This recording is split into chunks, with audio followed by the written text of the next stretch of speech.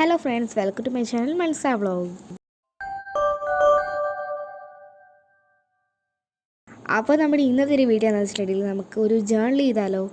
Journal എന്ന് വെച്ചാൽ നമ്മൾ സാധാരണ ചെയ്യുന്നൊരു ജേർണലല്ല, നമ്മൾ വിൻറ്റേജ് ജേർണലാണ് ചെയ്യാൻ പോണത്. ഇത് ഞാൻ ഫസ്റ്റ് ടൈം ചെയ്യുന്നതല്ല, ഒരു തേർഡ് എന്നൊക്കെ വേണമെങ്കിൽ പറയാം കേട്ടോ.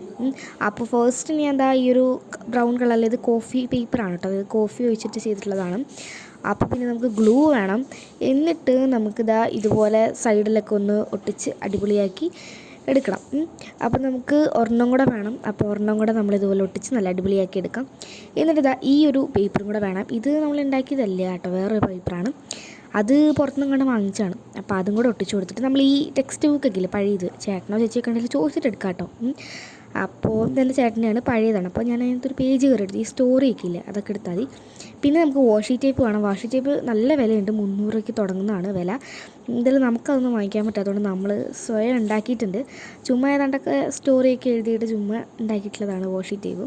പിന്നെ ഇതുപോലെ ഒരു സ്റ്റാമ്പൊക്കെ പോലെയുള്ളതാണ്, ശരിക്കും പറഞ്ഞാൽ ചെറുതാണ് വരേണ്ടത്, നമ്മൾ കുറച്ച് വലുപ്പത്തിലുണ്ടാക്കി. അപ്പോൾ അതൊരെണ്ണം ഒട്ടിച്ച് കൊടുത്തു. അതുപോലെ തന്നെ വേറൊരു സംഭവമുണ്ട്, ഇത് ഈ പോളറോയിഡ് എന്നൊക്കെ വേണേൽ പറയാം. അപ്പോൾ അത് ഒരെണ്ണം ഒട്ടിച്ച് കൊടുത്തിട്ടുണ്ട്, ഒരു ബട്ടർഫ്ലൈൻ്റെ സംഭവങ്ങളൊക്കെ എഴുതിയിട്ടുള്ളൊരു സംഭവം. അപ്പോൾ അത് ഒട്ടിച്ച് കൊടുത്തു. ഇനി അടുത്തൊരു വാഷി ടേപ്പാണ്, പിന്നെ അടുത്തൊരു വാഷി ടേപ്പുണ്ട്. ഇത് ഞാൻ കുറച്ച് മുമ്പ് ഉണ്ടാക്കിയിട്ടുള്ളതാണ്.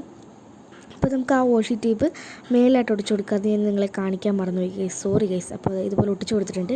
ഇനി നമുക്കിതാ ഈ ഒരു ഭാഗത്തായിട്ട് ഒട്ടിച്ച് കൊടുക്കുക. അപ്പോൾ എഴുത്ത് കാണണം. അപ്പോൾ നമ്മൾ ആ സൈഡ് ഒന്ന് കട്ട് ചെയ്തിട്ട് കളയണം. അപ്പോൾ സൈഡിൽ നിന്നുകൊണ്ട് കട്ട് ചെയ്ത് കൊടുക്കുക. ഇങ്ങനെ ഇതുപോലൊരു സംഭവമാണ്. ഇതിൻ്റെ പേരെന്താണെന്ന് എനിക്കറിയില്ല.